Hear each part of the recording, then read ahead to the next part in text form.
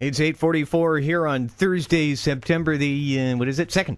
And we have Linda Tenney, our Lighthouse Country correspondent in studio. Good morning to you. Good morning. Hello, welcome. And also Sheena McCorkadale as president of the Beauhorn Bay Community Club. Good morning, Sheena. Good morning. Welcome.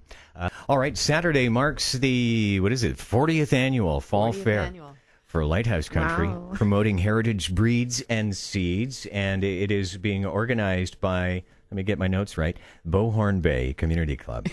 And Sheena, you're president. So how many times around for you has this been? Well, this is number 6 for me. Really? Good for you. But it's been going for 40 years, as you say, which is amazing for that little area. It's a real showcase of the community and really enjoyable to work on. So it's on between 10 and 4. So what kind of things will we be treated to that day? We have packed so much stuff into those little hours. So we have our regular attractions. We have the dog sports that come down from Campbell River. And so it's like the hot dogs. It's the agility and fly ball demonstrations. They actually will bring kids out of the audience to race against their dogs. They're really, really good presenters, too. We've got British cars coming again and vintage tractors. There's the whole concept of bringing your kid into the fair and not have your child nickel and dime you to death. So the admission is $5 for adults, but children under 12 and under are free. And once you're inside, you have pony rides, petting zoos, merry-go swings, bouncy castles. There's a whole group of organized games, the relay games, the really typical small fair games. Sure. There's some wonderful people. Carol Brown's making hats with them, these incredible hats. Face painting. There's dress-up kids. One of our big attractions this year is the hamster balls. I had to ask.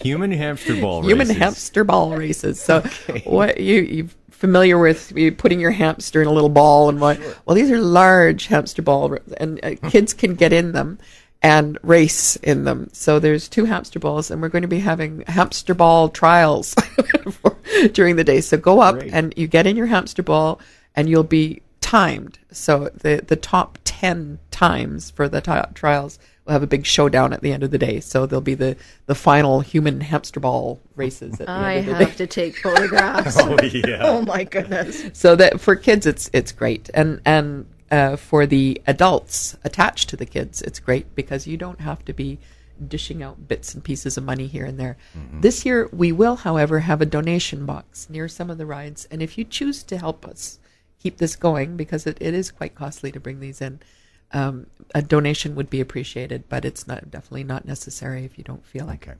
Can I go back to the hamster ball thing for just a second? You're hooked on hamster balls on Saturday. I'll have to, yeah.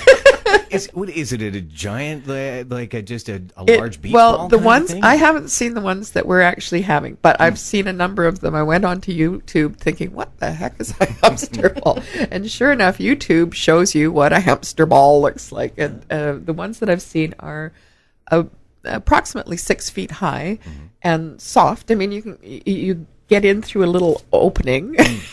I know what you mean. Yes, yeah, right. and then it's just a big circle, and if you run in the circle, you can get the hamster ball going, but it doesn't necessarily go where you want it to go. So oh my God. So we have a large section of the field up at the top designated to hamster ball trials, because who knows where those hamster balls are going to get.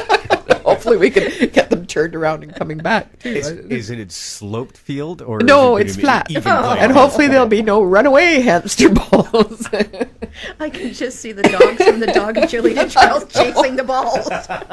I've given them a heads up because I think it might be an unusual sight for a dog to see. Definitely. So. Oh, that's wild. Or humans, for that matter. Okay. Oh, true. So where were we? Well, that's the kid attractions. Then we have 2 stages. Mm-hmm. We have an indoor stage, and indoor we're going to have the Ken Young Dance Studios. They're going to be doing a ballroom dance demonstration. We have Bryn with her belly dancers.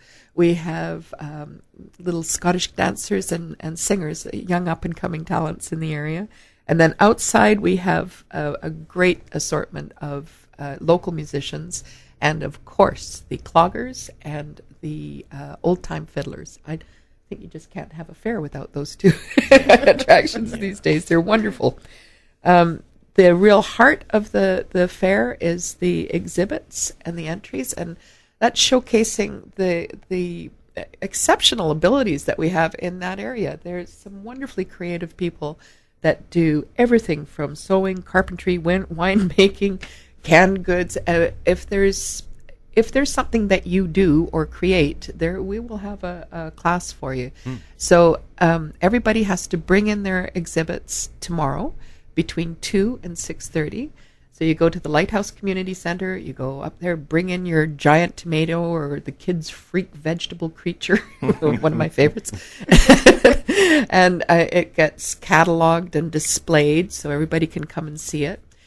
This year we're really encouraging people who are vacationing in the area to bring in their items too, because a lot of people knit or whatever when they're camping or fishing.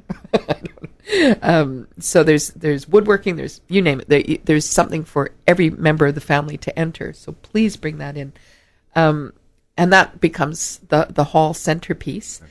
Okay. We have 24 artists up at the Lions Hall, everywhere from glasswork, from cedar moon, which is just wonderful stuff, to all the painting. There's quilting, raku pottery, a whole gamut of artwork.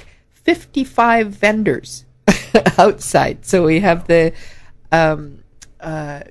community resources and all the regular things that you find at a fair, the clothing and beads and jewelry and creative stuff from the area. And we're very, very concentrated on local people, along with food concessions, of course. Yum. And the what we're promoting this year is the heritage breeds and seeds, with keeping a conscious eye on food resources in the area.